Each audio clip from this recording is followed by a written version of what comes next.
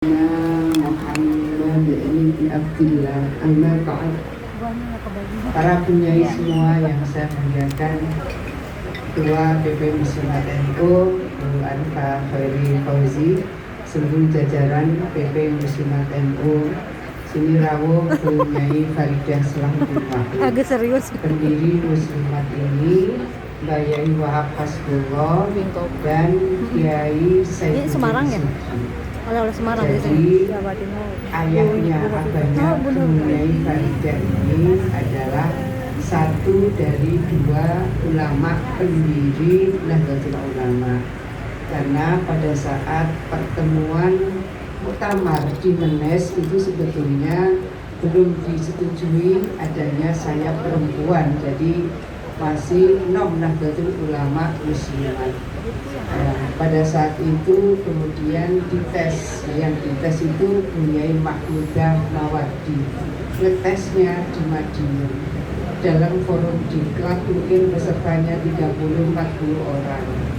Yang dites materinya apa? Materinya adalah Ahlus Sunnah wal Jamaah. Yang ngetes siapa? Yang ngetes Kiai Saidin Juri dan Kiai Wahab Hasbullah. Jadi memang dites dulu, baru kemudian disetujui. Oh, wis pantes jadi Badan Otonom NU. Jadi sebelumnya itu dianggap bahwa Muslimat atau sayap perempuan NU ini belum teruji pemahaman agamanya.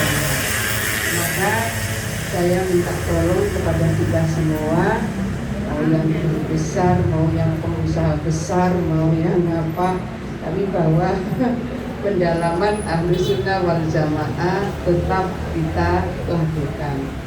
Jadi kalau hari ini kita mengambil tema bagaimana merawat tradisi, panjang semua sudah melakukan itu. Ada Prof. Yani A ini mengawal juga. Jadi ada yang mengawal sebentar.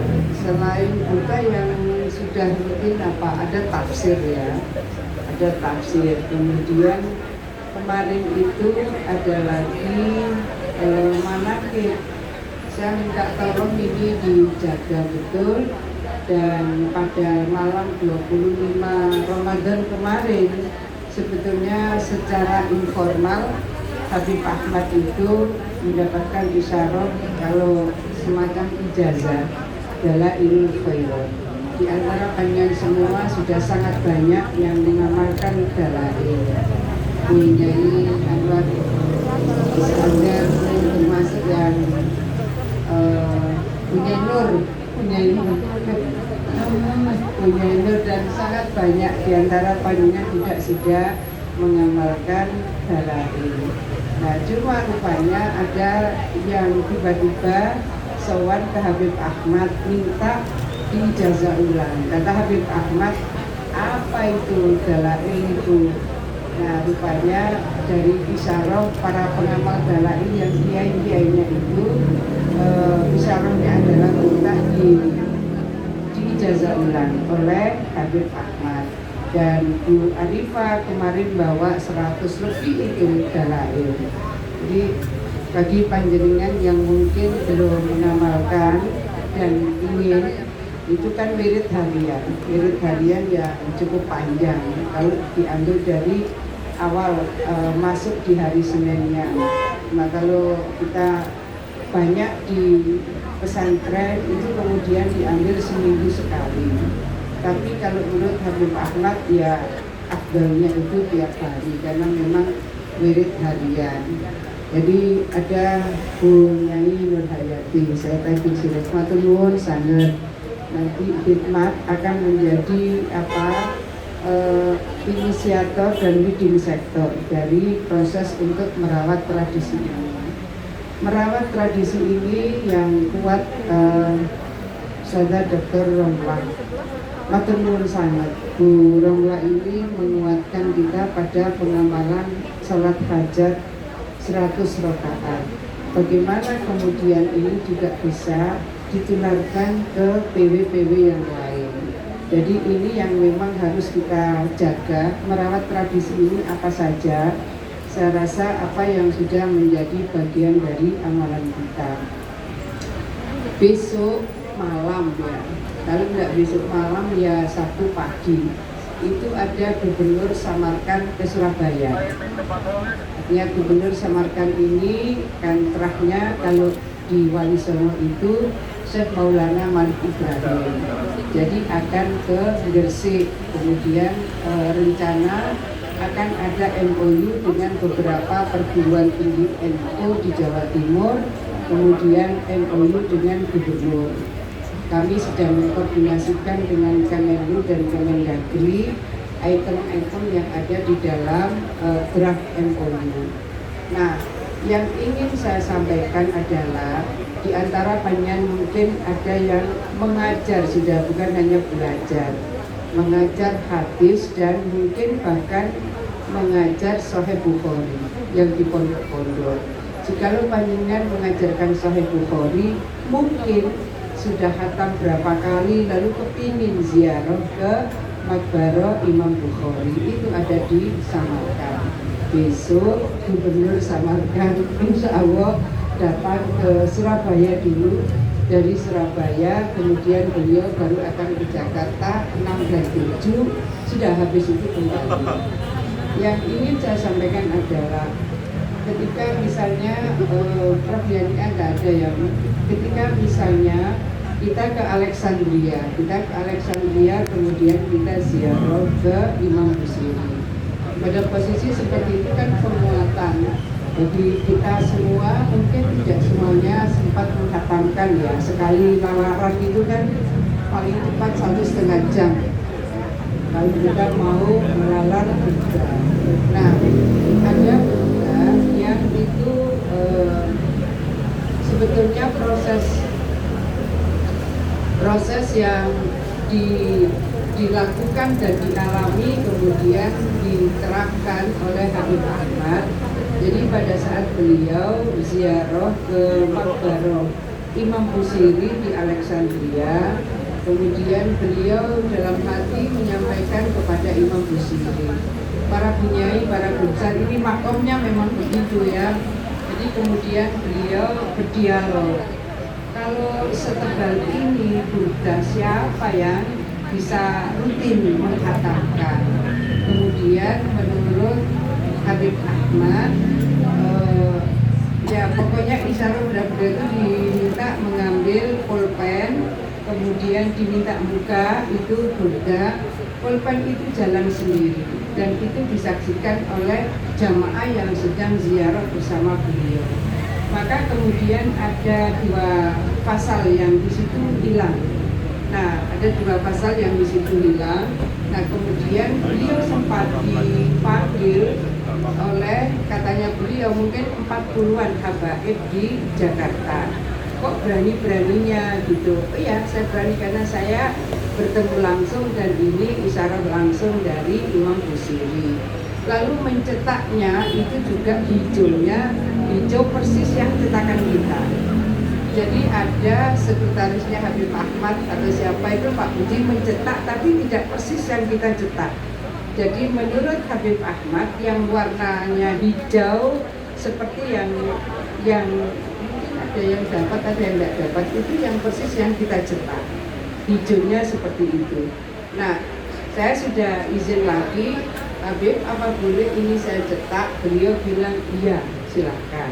Nah, jadi menurut saya apa yang kita sebenarnya menjadi bagian dari merawat tradisi, monggo. Mungkin di antara saya ini takut Bunyai Segoro, di antara para Bunyai ini semua ada yang biasa mengamalkan puasa di Ayyamul Bid. Kalau yang biasa mengamalkan Ayyamul Bid bisa mulai hari ini, bisa mulai besok.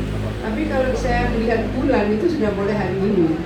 Karena tadi malam bulannya kok sudah hampir penuh ya. Kalau kita yang puasanya itu dimulai Kamis dan kita Idul Fitrinya jatuh hari Sabtu, sepertinya besok mulai. Tapi kalau dilihat bulan sepertinya hari ini sudah mulai. artinya begini, mau dimulai hari ini, mau dimulai hari besok, kalau yang belum lebih baik dimulai. Lebih baik dimulai. Ayyamul Bid ini di internal PP Muslimat dan Muslimat secara keseluruhan tidak terlalu populer. Padahal itu salah satu amalan yang Rasulullah tidak pernah meninggalkan. Sama halnya kalau saya mohon maaf, sholat witir. Suatu saat Syekh Fadil itu biasanya kalau sudah jam 10 sampai jam 12 itu antara berlima, bertujuh itu kita diskusinya bisa dalam sekali. Jadi beliau suatu saat ini di Jakarta karena poskonya Syekh Abdul Qadir Jailani itu di Jakarta. Setelah sholat isya kemudian mereka mengajak sholat witir. Beliau ngajar. Banyak jamaah yang kemudian bertanya kenapa Syekh kita sholat witir. Oh, di antara amalan Rasulullah yang tidak pernah ditinggalkan itu sholat witir itu nyambung ke isya. Jadi nanti qiyamul lailnya sudah tidak witir lagi. Dan beliau kemudian menyampaikan ini turasnya ini bunyinya. Nah, pada posisi-posisi seperti ini kalau saya menyebut merawat tradisi, ini bagian dari berbagai amalan yang ini beliau semua sudah luar biasa. Saya ingin menyampaikan bahwa ada hal yang tidak terlalu populer, itu puasa Ayyamul Bid. Di Muslimat ini nggak terlalu populer.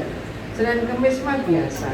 Tapi bahwa 3 hari ini yang Rasulullah tidak pernah meninggalkan dan pahalanya sama dengan puasa setahun.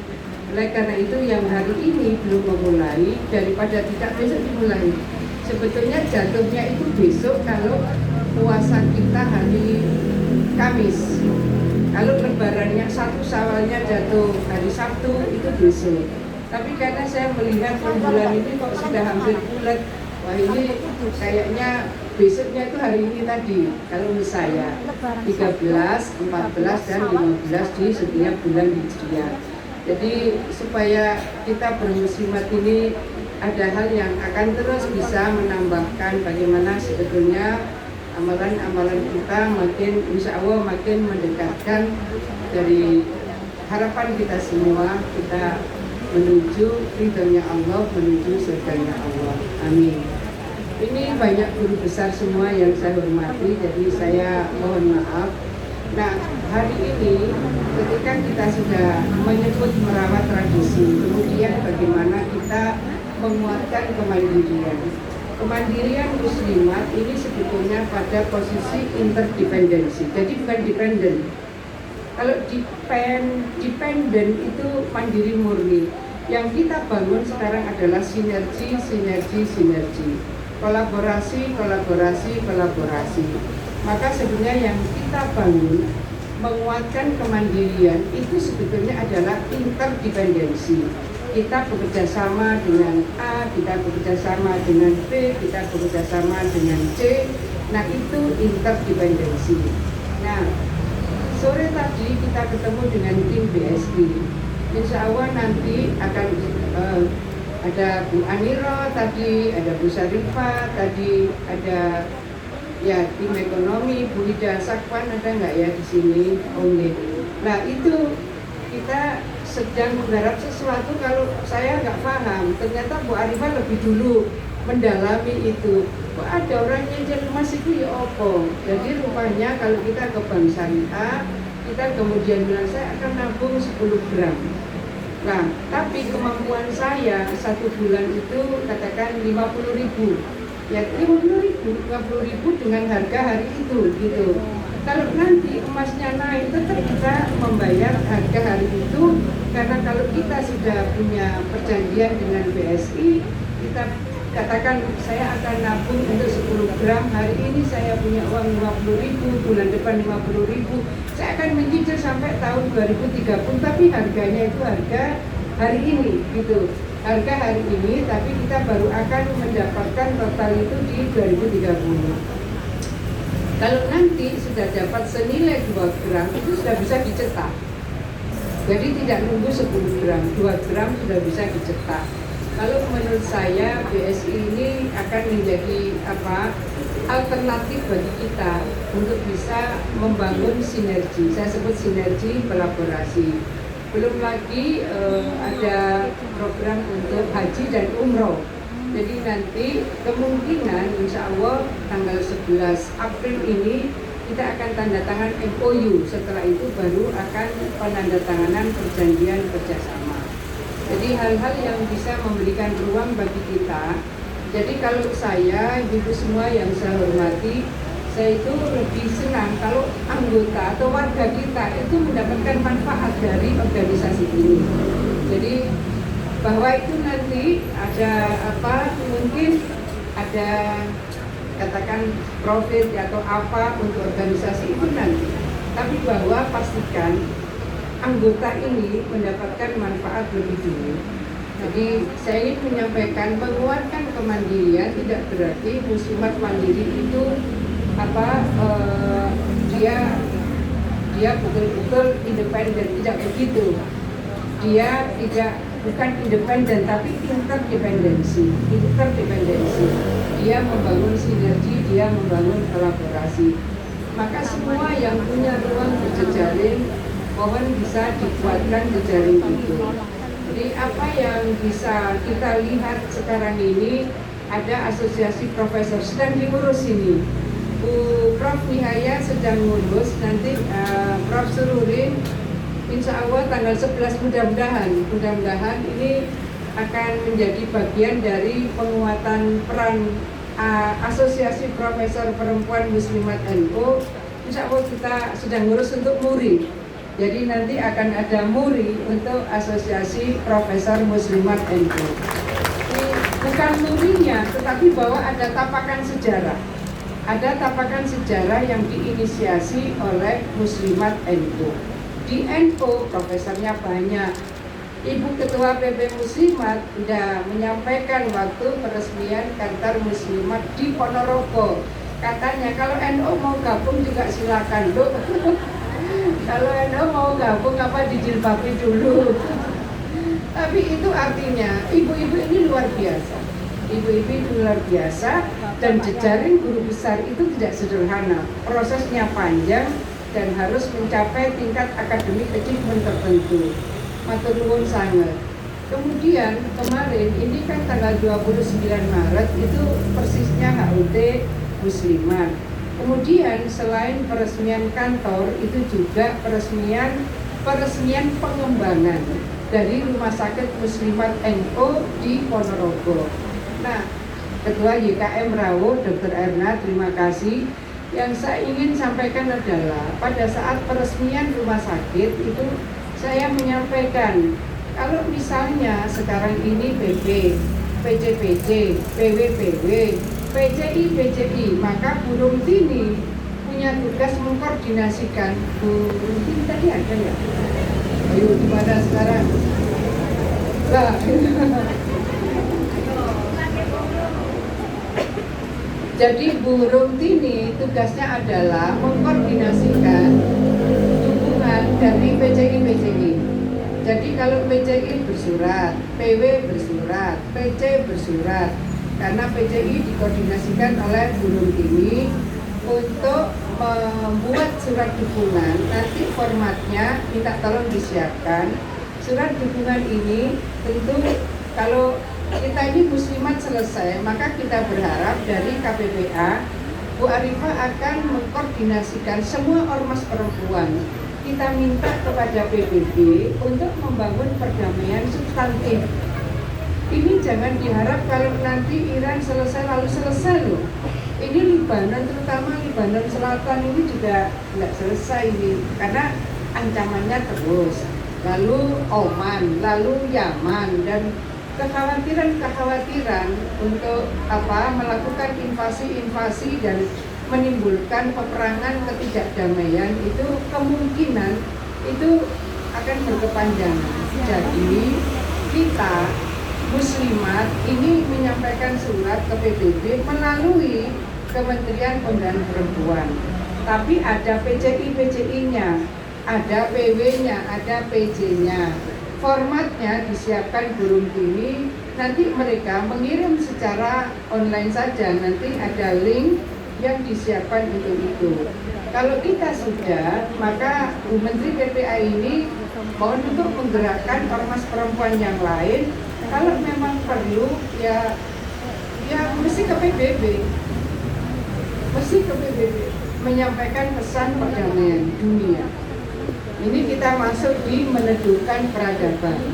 Jadi pada posisi meneduhkan peradaban, saya rasa yang bisa dilakukan muslimat antara lain kita menggerakkan PCI, PW, dan PC untuk membuat surat yang ditujukan kepada Sekjen PBB melalui Kementerian Pemberdayaan Perempuan. Nah, meneduhkan peradaban ini menjadi bagian penting untuk kita lakukan baik dari rumah tangga, skala lokal, regional, nasional maupun global.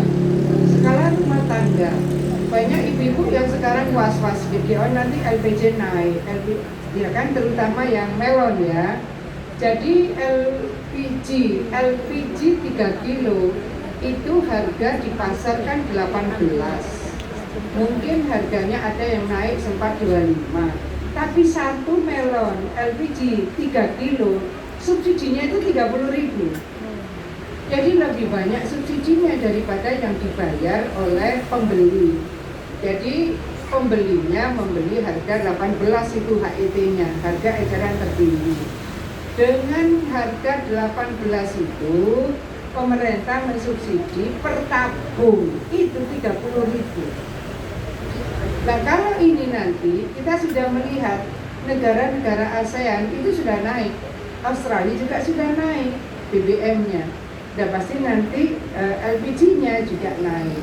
Itu artinya apa? Kegalauan di rumah tangga. Kalau ada kegalauan di rumah tangga, itu berarti ada kekurangdamaian di rumah tangga. Nah itu yang paling terdampak awal itu adalah ibu-ibu. Oleh karena itu, bagaimana kemudian kita juga menggerakkan ke bawah, bahwa pada posisi seperti ini, saya sudah koordinasi dengan Pertamina Patra Niaga. Saya rasa tidak hanya untuk Jawa Timur, insya Allah berlaku untuk Indonesia. Hitungannya beliau, sebetulnya kalau LPG 3 kilo dari ITB ini yang itu, satu rumah tangga itu hanya butuh 4-5 tabung. Sekarang ini realisasinya satu rumah tangga itu 15 tabung. Maka akan diambil tengah-tengahnya. Dari 15 turun menjadi 10, dari 5 naik jadi 10. Tengah-tengahnya.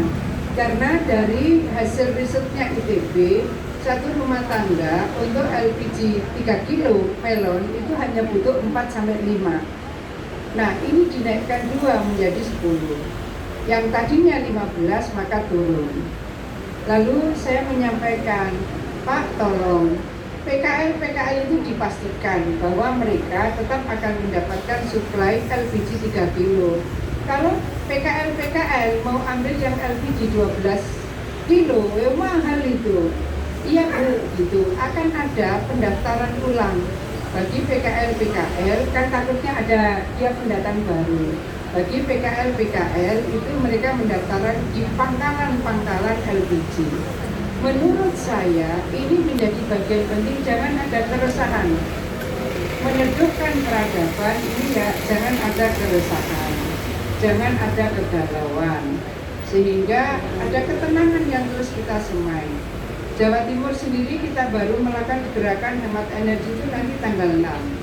Jadi gerakan hemat energi ini antara lain, ya kalau memang cukup 5-10 ya sudah itu. Nah, kenapa sekarang itu bisa per rumah tangga itu sampai 15? Ini sedang dilakukan proses untuk saling memahami bahwa pemerintah ini juga membutuhkan subsidi yang sangat besar, karena yang dibeli oleh masyarakat itu 18, subsidinya masing-masing tabung 30. Ini suasananya suasana dunia, suasana global sedang seperti ini. Jadi yang bisa dilakukan oleh muslimat selain itu, kita punya kekuatan untuk membuka pintu langit. Nah, kekuatan untuk membuka pintu langit mungkin agak sering kita melakukan secara online. Batas subuh mungkin kita mengajak untuk katakanlah membaca waqiah berapa kali gitu, atau apalagi. Nah, saya ingin sebetulnya mengajak kalau ada perwakilan gitu, ada salat hajat yang biasa dilakukan oleh Kiai Asep Saifuddin Khalil. Beliau melakukan proses pencarian itu katanya 35 tahun. Beliau kemudian menemukan dari kitabnya Imam Ghazali bagaimana salat hajat ini ada 6 kali salam, 12 rakaat yang dibaca di rakaat pertama ini, rakaat kedua ini, dan seterusnya. Dan itu memang beliau pesan bahwa ini tidak boleh diberikan kepada sembarang orang yang takut nanti digunakan untuk sesuatu yang kurang baik. Karena jaminan dari Imam Al-Ghazali ini salat hajat ini insya Allah jadi akan doa-doa itu akan diijabah. Tapi maksud saya kalau ada yang berkenan gitu disambung dengan yang biasa Ustazah Romla itu memimpin, mengimami salat hajat, ditambah lagi itu. Nah, kalau itu berkenan, saya ingin supaya tetap ada yang mendapatkan ijazah langsung gitu. Menurut saya apa yang mungkin kita bisa maksimalkan untuk membangun ketenangan, kedamaian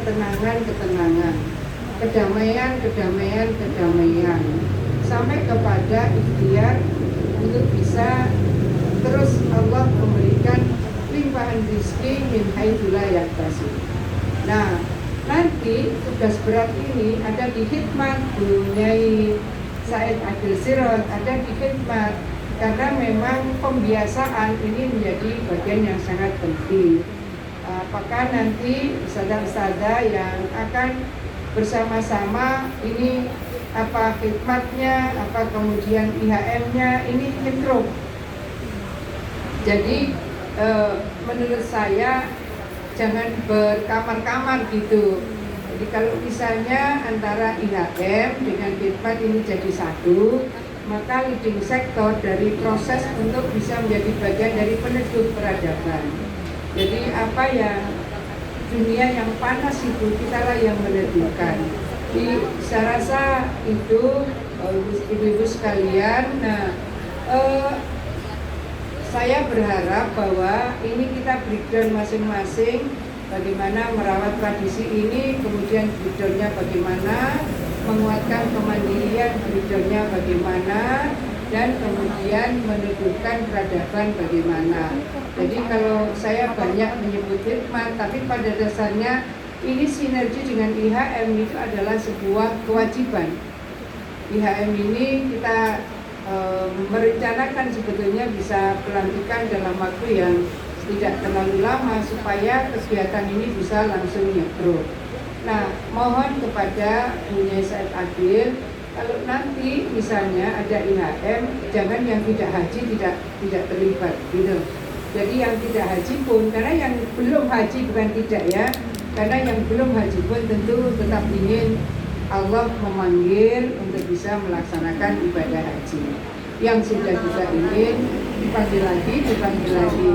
Jadi mohon nanti yang tidak haji juga atau yang belum haji pun Bu Nyai ini minta tolong tetap disertakan sehingga antara khidmat dan IHM itu akan menyatu. Itu ya, kalau tadi saya menyebut leading sector karena ya ada yang belum haji, tapi mohon kalau sudah kita sepakat bahwa IHM juga yang belum haji juga ada di dalamnya, maka sebenarnya ini satu. Karena di daerah-daerah IHM itu eksis luar biasa. Saya pernah minta Prof. Sururin ya ke Bojonegoro. Bojonegoro itu pengajian besarnya itu IHM, bukan khidmat, IHM. Tiap tanggal 27 Masehi ini, bulannya Masehi. Tiap tanggal 27 yang rawuh antara 10 sampai 12 ribu. Siang, tidak bisa ditawar. Udan, pokoknya pada duhur. Nah, itu IHM. Sehingga penting kita punya perspektif bahwa yang eksis itu bukan hanya khidmat tapi IHM itu eksis. Seperti di Blitar itu besar sekali IHM-nya. Oleh karena itu saya mohon untuk meneduhkan ya, merawat tradisi iya, meneduhkan peradaban iya. Jadi mohon nanti panduan dari IHM dan panduan dari Hikmat ini menyatu. Ibu semua yang saya hormati, bersyukur Allah memberikan kesempatan kita berkhidmat melalui Muslimat Nahdlatul Ulama. Ini organisasi yang diriadai luar biasa oleh para pendiri dan bini sepuh kita. Oleh karena itu, pada kita semua saya mohon untuk bisa menguatkan organisasi ini dengan memberikan penguatan zahiran wa batinan. Penguatan zahir antara lain dengan program-program kita. Penguatan batin ya dengan riadah dan spiritualitas kita. Nah, kita masih punya PR untuk bisa mengawal ini yang kemarin para legal matur nuwun Prof Aziza, matur nuwun Mbak Mun. Nanti masih akan ada keliling kita untuk melakukan pelantikan atau inaugurasi ya prosedurnya. Mungkin 400 lebih yang akan kita lakukan inaugurasi di Semarang tanggal 11 April. Yang berkenan ke Semarang, monggo, saya rasa ini kesempatan kita untuk bisa langsung berinteraksi dan memahami bagaimana kekuatan organisasi ini di masing-masing daerah. Tanggal 12 insya Allah di Jogja, tanggal 18 insya Allah di Aljabar, Jawa Barat. Besok tanggal 5 insya Allah di NTB. Artinya semangat daerah untuk menyelenggarakan harlah yang ke-80 ini luar biasa. Semangat itu berseiring dengan semangatnya bunda-bunda yang ada di PP Muslimat Nahdlatul Ulama. Selamat ulang tahun yang ke-80 untuk kita semua. Semoga Allah memberikan keluasan rizki kepada kita semua. Allah menguatkan ridho kepada kita semua. Dan Allah menguatkan keberkahan bagi kita semua. Amin. Terutama jamaah Muslimat Nahdlatul Ulama. Al-Fatihah.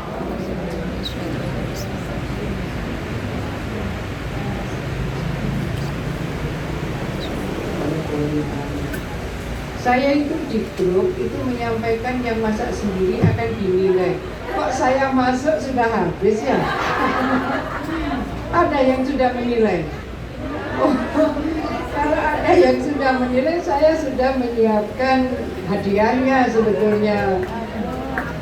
Siapa saja sudah menilai sah untuk mengumumkan. Pemenang 1, 2, 3 yang masak sendiri, bukan yang pesan. Baik ya, begitu ya bunda semua. Terima kasih. Allahumma fiqh. Wassalamualaikum warahmatullahi wabarakatuh.